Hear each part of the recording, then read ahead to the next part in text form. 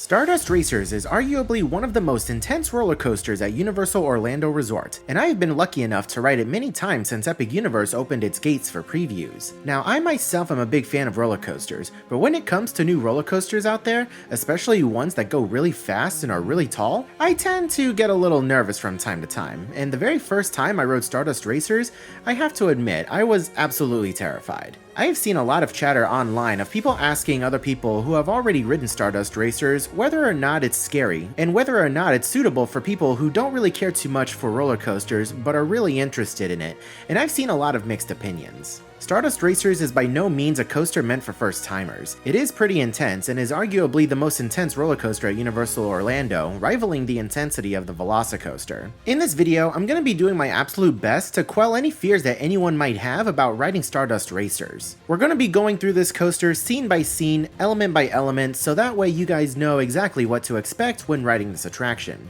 Also guys, spoiler warning ahead, as I'm going to be showing some bits and pieces of an on-ride POV of both sides of Stardust Racers throughout this video, so if you don't want to be spoiled, then you should probably click off this video now, or just listen to the audio only. Also guys, before we get into it, if you are new around here, please consider hitting that like button and subscribing to the channel for absolutely free. Also, if you find this video helpful in any way and think it may help others, then please consider sharing it around with other scaredy cats in your family or friends group. But with all of that out of the way, let's go ahead and get started.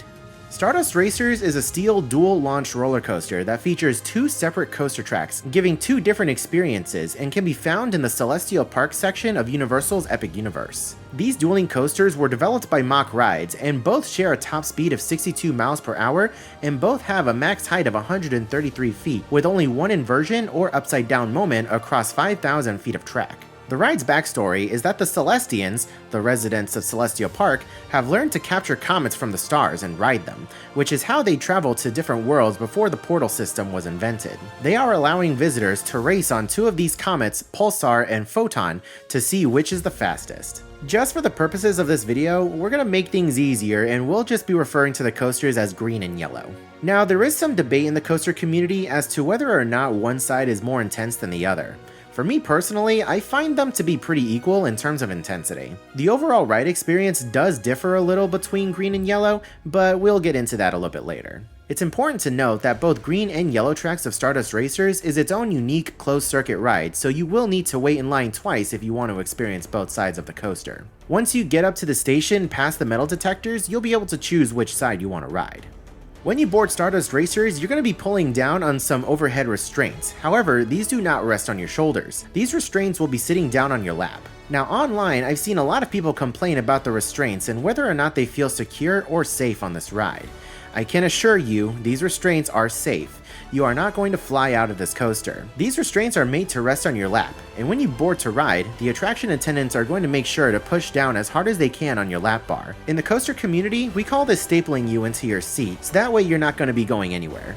Now I do want to say, you will be getting a lot of airtime on this ride. Your butt will be coming out of your seat quite a few times along the course of this coaster. Now in the industry, we call this ejector airtime, where you're going to be thrown out of your seat and pushed back into it within less than a second. It's going to be really quick, and you'll be feeling this a lot throughout the course of this ride. It's important to note that these restraints, paired with the amount of ejector airtime on these coasters, will put a lot of stress on your thighs, as that's the main touch point for the restraints, so if this sensation is not something you're used to, then you may feel a little sore there later in the day or following morning, so please bear that in mind.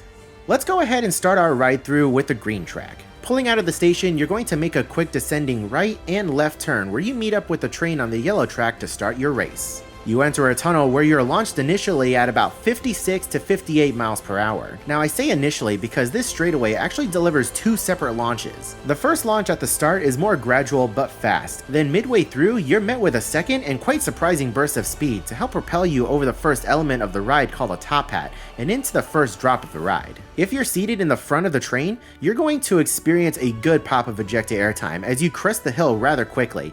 And if you're in the back, you're going to crest slowly at first, but then you're going to feel like you're being thrown out of your seat as the train pulls you over the elements and into the drop. Now, one sensation I hate is that dropping feeling in your stomach you get on some rides, and I was very surprised to not feel that at all here. The sensation is very similar to the big drop on Velocicoaster, where it just kind of happens, and it's very fast and thrilling, and you don't feel it in your stomach, which is always appreciated.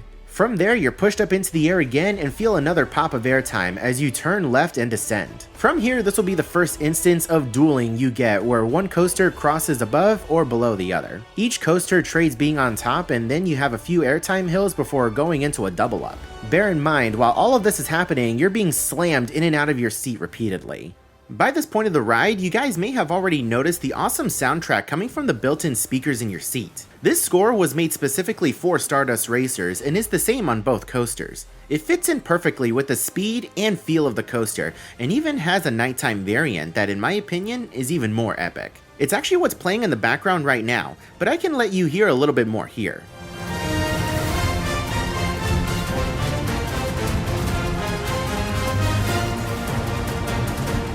A little bit of a side note here, but my biggest complaint with the Velocicoaster was the lack of onboard audio while on the actual coaster. So I'm very happy that Universal added the soundtrack in with Stardust Racers, and I 100% feel that this coaster wouldn't be nearly as good without it. From here, the coasters cross pads out in front by the station and then overlap once again, before heading into the second launch of the coaster to reach its max speed of 62 miles per hour to send you into the ride's signature element, the Celestial Spin. This is where the ride differs the most from one track to the next, where the green track will climb the 133-foot hill while spinning upside down above the yellow track, and then you'll crest and descend the hill with a more classic drop. Now, if you're the type of person who likes to close your eyes on roller coasters, I highly recommend at least trying to open your eyes here during this specific portion of the ride and look up. If the coasters are dueling properly, then the other train will be above you as you spin around it, and it is just the coolest and weirdest feeling to make eye contact with the guests of the other train. From here, both coasters will climb and bank to the right with a wide turn, where you'll get a slight head chopper moment with the yellow track passing above you. At the base of this smaller drop is where the on-ride photo will be taken, so be prepared with your best smile. From here, you'll climb angled right, then quickly jump to the left as you crest the hill for a long downward turn as you near the end of the ride. You speed through one final ejector bunny hill and then climb into the final brake run to complete your race.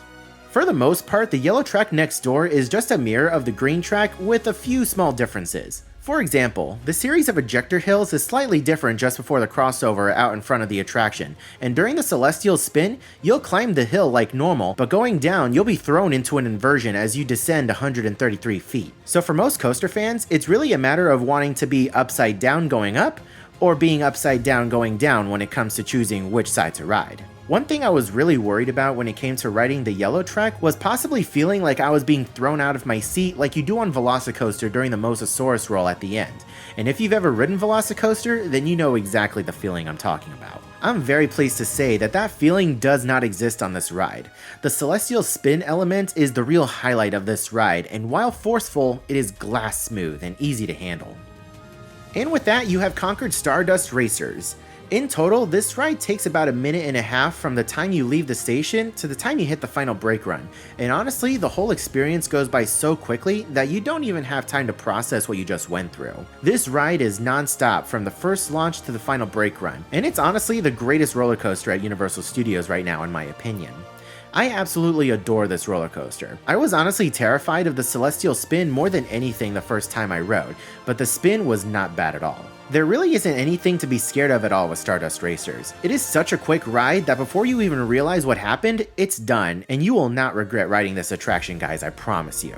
I just wanted to make this video to quell any fears that you guys might have about this ride, because honestly, this ride is very well worth it. And if you are anywhere remotely interested in riding roller coasters, then Stardust Racers is a definite must for you.